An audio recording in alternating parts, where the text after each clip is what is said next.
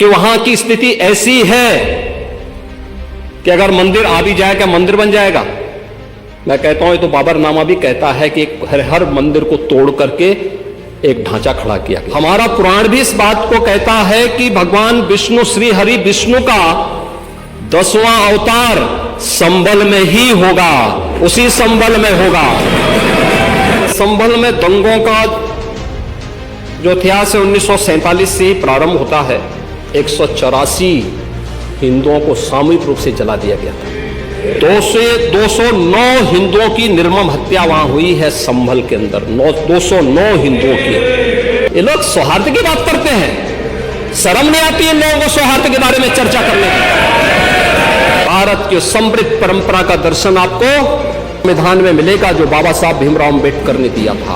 उस मूल संविधान में कहीं भी धर्मनिरपेक्ष या पंथ निरपेक्ष या फिर समाजवाद शब्द नहीं है।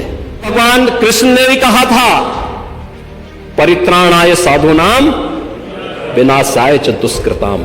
लेकिन मैं पूछना चाहता हूं कि हिंदू मोहल्ले से और हिंदू मंदिर के सामने से मुस्लिम जुलूस निकल सकता है, तो मुस्लिम मोहल्ले और मस्जिद के सामने से कोई हिंदू शोभा यात्रा क्यों नहीं निकल सकती? क्यों नहीं निकल सकती?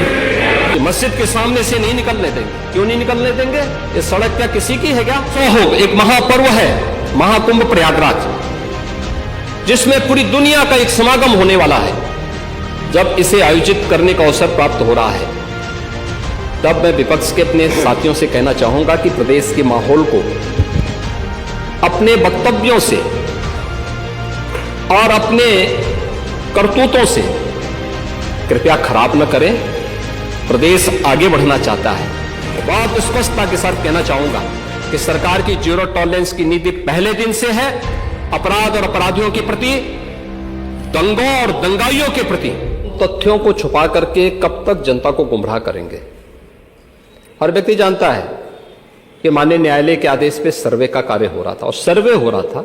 दूसरा मैं आपसे पूछना चाहता हूं, आप पश्चिम में जाएंगे, पता नहीं आप कैसे हैं, आपके पूर्वज भी हो सकता है, और पश्चिम उत्तर प्रदेश के हमारे सभी लोग अपने सामान्य संबोधन में राम राम ही कहते हैं। तो जय श्री राम कहां से सांप्रदायिक संबोधन हो गया? कहां से सांप्रदायिक संबोधन हो गया? हमारे यहां हम जगते हैं राम हे राम बोलते हैं, मिलते हैं राम राम का संबोधन होता है, और अंतिम यात्रा में विदा करते हैं तब भी राम नाम सत्य है ही बोलते हैं। राम के बगैर तो हमारा कोई काम ही नहीं है। और अगर जय श्री राम किसी ने बोली दिया तो इसमें उत्तेजना का मतलब, ये नियत आप समझ सकते हैं। ये चढ़ाने वाला नहीं है। एक वहां का पठान, वहां का शेख सब कह रहे साहब हमारे पूर्वज तो हिंदू थे और आप भी, आपके पूर्वज भी हिंदू थे। क्या ये सच नहीं है? और क्या ये सच नहीं है कि देशी और विदेशी मुसलमानों की आपसी भिड़ंत है जो वर्षों की लड़ाई को लेकर के वहां चल रहा है? आप लोग सच पे पर्दा डालने का प्रयास कर रहे हैं, लेकिन एक चीज नोट करना कि सूर्य को, चांद को और सत्य को बहुत देर तक छुपा कोई नहीं सकता है, और सत्य जरूर सामने आएगा। और उसी सत्य के बारे में कहा जा रहा है। नेता प्रतिपक्ष कह रहे थे कि वहां की स्थिति ऐसी है कि अगर मंदिर आ भी जाए क्या मंदिर बन जाएगा। मैं कहता हूं ये तो बाबरनामा भी कहता है कि हर मंदिर को तोड़ करके एक ढांचा खड़ा किया गया। कि वहां की स्थिति ऐसी है कि अगर मंदिर आ भी जाए क्या मंदिर बन जाएगा। मैं कहता हूं ये तो बाबरनामा भी कहता है कि हर मंदिर को तोड़ करके एक ढांचा खड़ा किया गया। आप तो एक श्रेष्ठ ब्राह्मण कुल में आपने जन्म लिया है। आप तो भारत के पुराणों की परंपरा पर विश्वास करते हैं। हमारा पुराण भी इस बात को कहता है कि भगवान विष्णु, श्री हरि विष्णु का 10वां अवतार संभल में ही होगा, उसी संभल में होगा। और सर्वे 19 नवंबर को भी हुआ, 21 नवंबर को भी हुआ, 20 नवंबर को भी सर्वे का कार्य चल रहा था। और सर्वे के कार्य के दौरान पहले 2 दिन कोई भी शांति भंग नहीं हुई। तीसरे दिन जब 23 नवंबर को जुमे की नमाज के पहले और जुमे की नमाज के दौरान जिस प्रकार की तकरीरें दी गईं, उन तकरीरों के बाद माहौल खराब हुआ और फिर उसके बाद जिस प्रकार की स्थितियां की गई थी वो सबके सामने है। हमारी सरकार ने तो पहले ही कहा कि हम जुडिशियल कमीशन बनाएंगे, ये एक्ट के अंतर्गत ही कमीशन बना हुआ है। माननीय सदन में उसकी रिपोर्ट भी आएगी, दूध का दूध और पानी का पानी सबके सामने आएगा। इस संबंध में दंगों का जो इतिहास है 1947 से ही प्रारंभ होता है। 1947 में एक मौत होती है, 1948 में 6 लोग मारे जाते हैं, 1958 में भी दंगा होता है, 1962 में भी दंगा होता है, 1976 में भी 5 लोगों की मौत वहां पर हुई थी और 1978 में 184 हिंदुओं को सामूहिक रूप से जला दिया गया था। 184 हिंदुओं को हत्या हुई थी, हिंदुओं की हत्या हुई थी और जलाया भी गया था और 184 हिंदू मारे गए थे वहां। 184। मैं वही तो कह रहा हूं ना, आप उस सच को स्वीकार नहीं करेंगे, आप उस सच्चाई को स्वीकार नहीं करेंगे और लगातार कई महीनों तक वहां कर्फ्यू था। 1980 में फिर दंगा हुआ था, एक मृत्यु हुई। 1982 में फिर दंगा हुआ, एक मृत्यु हुई। 1986 में 4 लोग मारे गए और 1990 फिर 1992 में 5 मौतें हुई, 1996 में 2 मौतें हुई। ये लगातार ये सिलसिला चलता रहा। 1947 से लेकर के अब तक 209 हिंदुओं की निर्मम हत्या वहां हुई है संभल के अंदर, 209 हिंदुओं की। और एक भी बार किसी ने उन निर्दोष हिंदुओं के लिए कभी 2 शब्द नहीं कहे, उनके प्रति, उन परिवारों के प्रति संवेदना के शब्द नहीं कहे। महोदय, जो आज घड़ियाली आंसू बहा रहे हैं, ये लोग कभी भी उन निर्दोष हिंदुओं के बारे में कभी 2 शब्द नहीं कहे। वहां पर 1978 में जो दंगा हुआ था, किस प्रकार की स्थिति थी? एक वैश्य जिसने सबको उधार दे रखा था पैसा और उस बात को मानता था कि साहब मैं तो सबको पैसा देता हूं, मेरे यहां तो सब व्यवसाय के साथ जुड़े हुए हैं। अगल बगल के हिंदू दंगा होने के बाद उनके घर में इकट्ठे होते हैं, फिर उनका गला रेंद करके हत्या होती है। ये लोग सौहार्द की बात करते हैं, शर्म नहीं आती इन लोगों को सौहार्द के बारे में चर्चा करने की। 1978 से जो मंदिर आज निकल रहा है, 1978 से इन लोगों ने कभी खोलने नहीं दिया उस मंदिर को, जो आज बजरंगबली का मंदिर निकल रहा है, जो वहां पर आज 22 कुएं किसने बंद किए थे? इन 22 कुओं को भी वहां पे बंद किया गया और वहां का माहौल इतना तनावपूर्ण किसने बनाया था? ये पत्थरबाज कौन थे? एक भी गिरफ्तारी बिना साक्ष्य के नहीं हो रही है। और याद रखना, जिसने पत्थरबाजी की होगी, जिसने माहौल खराब किया होगा, उसमें एक भी बचने वाला भी नहीं है।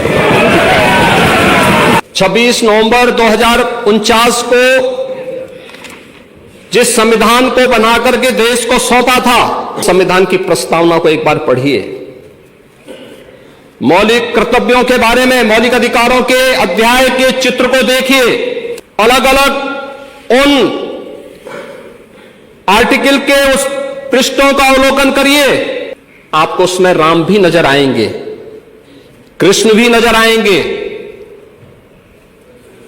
लंका दहन के उपरांत बजरंगबली भी नजर आएंगे, ज्ञान का उपदेश देने वाले बुद्ध भी नजर आएंगे।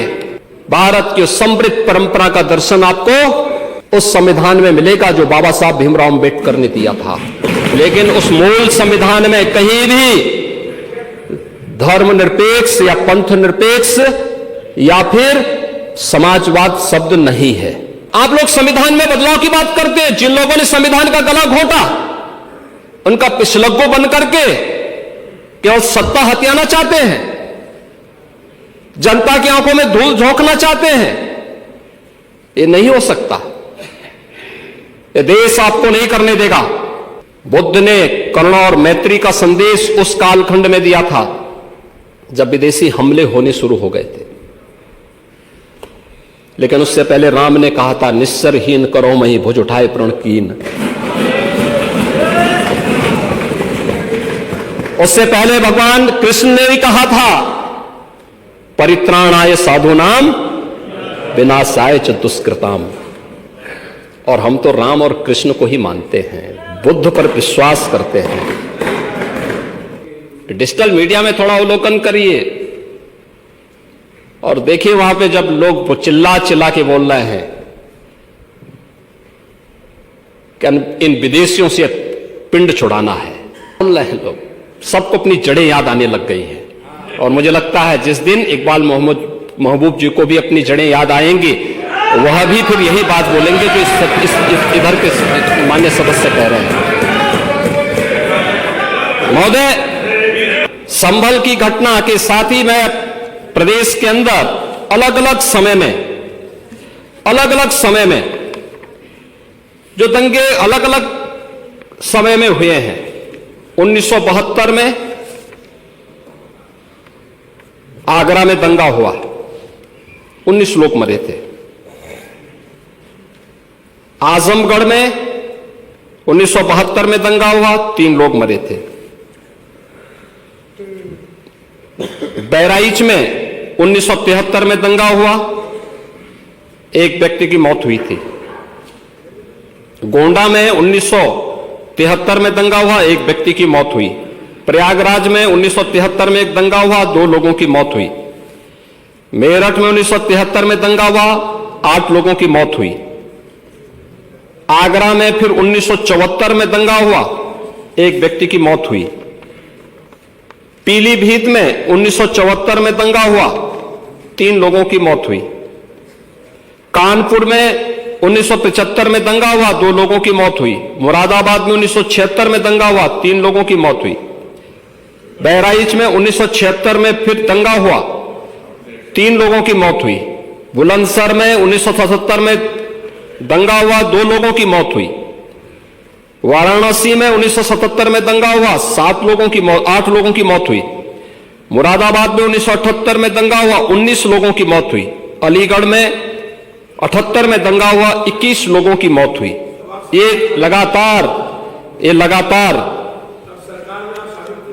मैं क्या कर रहा हूं, उसमें आप भी थे, जिसके कारण लोकतंत्र सेनानी आप कहलाते हैं, लोकतंत्र सेनानी कहलाते हैं मल्होत्रा जी।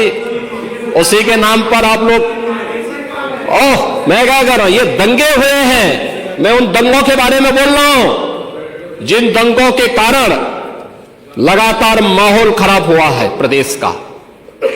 और आज प्रदेश के अंदर सुरक्षा का जो एक माहौल है, कानून व्यवस्था की जो एक स्थिति पैदा हुई है, लोगों को सुरक्षा पे विश्वास है, कानून व्यवस्था पर विश्वास है, उसी का परिणाम है कि 40 लाख करोड़ रुपए का निवेश का प्रस्ताव उत्तर प्रदेश को प्राप्त होता है।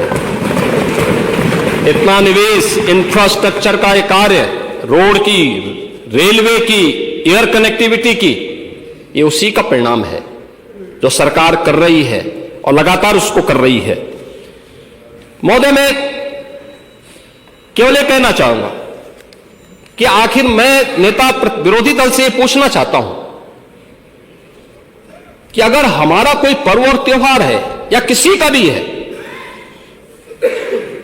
मुहर्रम का जुलूस हो या फिर कोई भी अन्य मुस्लिम समाज का कोई पर्व और त्योहार का कोई जुलूस, वो हिंदू मोहल्ले से सुरक्षित निकल जाता है, कोई दिक्कत नहीं होती, मंदिर के सामने से भी निकल जाता है, कोई समस्या नहीं होती। लेकिन इस समस्या केवल वहीं पे क्यों खड़ी होती है जब कोई हिंदू शोभा यात्रा किसी मस्जिद के सामने से, किसी मुस्लिम बाहुल्य क्षेत्र से निकलती है, तब क्यों तनाव पैदा हो जाता है? तभी क्यों झंडा लगाने में क्या समस्या आ रही है? क्या भारत की धरती पे केसरिया झंडा नहीं लग सकता? क्यों नहीं लग सकता? क्यों नहीं लग सकता? मैं यही पूछना चाहता हूं, आखिर ये दंगे क्यों किए जाते हैं? और बहराइच का मामला, महाराजगंज उस कस्बे का, जहां के बारे में आप कह रहे हैं कि लगातार मुस्लिम बस्ती थी, मोना जी ने भी इस बात को कहा कि बस्ती थी, प्रशासन नहीं था, 4 कंपनियां पुलिस थी वहां पे, और दंगा सड़क पे नहीं हो रहा था, गोली घर के अंदर से चल रही थी। इस निर्दोष राम गोपाल मिश्रा की हत्या हुई और घर के अंदर से गोली चला करके उसकी निर्मम हत्या की गई। हमें इस सच्चाई को स्वीकार करना चाहिए। लेकिन मैं पूछना चाहता हूं कि हिंदू मोहल्ले से और हिंदू मंदिर के सामने से मुस्लिम जुलूस निकल सकता है, तो मुस्लिम मोहल्ले और मस्जिद के सामने से कोई हिंदू शोभा यात्रा क्यों नहीं निकल सकती? क्यों नहीं निकल सकती? और यहीं पे विवाद शुरू होता है। यानी आप चाहते हैं कि आपके पर्व और त्योहार तो शांतिपूर्ण तरीके से मनाए जाए। कौन नहीं कहता भाई? आपके संबल में थे सिया सुन्नी का भी विवाद हुआ था 1976 में। पूरा विवाद तो सिया सुन्नी का था। उस समय जामा मस्जिद के कब्जे को लेकर के इसी बात का विवाद था। आप इस सच को धूल मत डालिए उस सच पे। और लखनऊ का सिया सुन्नी विवाद ये भारतीय जनता पार्टी की सरकार के समय ही समाप्त हुआ है। आप लोग तो लड़ाते थे, यहां पे सिया और सुन्नी को भी लड़ाते थे, क्योंकि आपकी तो शुरू से ही राजनीति थी बांटने की और फिर कटवाने की। और इसलिए हमने कहा कि न बटेंगे और न कटेंगे।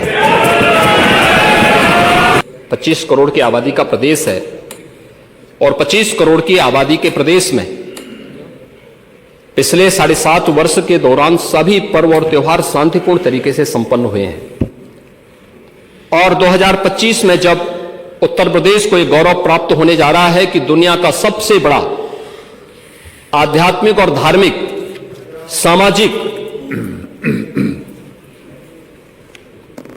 जो उत्सव हो, एक महापर्व है महाकुंभ प्रयागराज, जिसमें पूरी दुनिया का एक समागम होने वाला है, जब इसे आयोजित करने का अवसर प्राप्त हो रहा है, तब मैं विपक्ष के अपने साथियों से कहना चाहूंगा कि प्रदेश के माहौल को अपने वक्तव्यों से और अपने करतूतों से कृपया खराब न करें।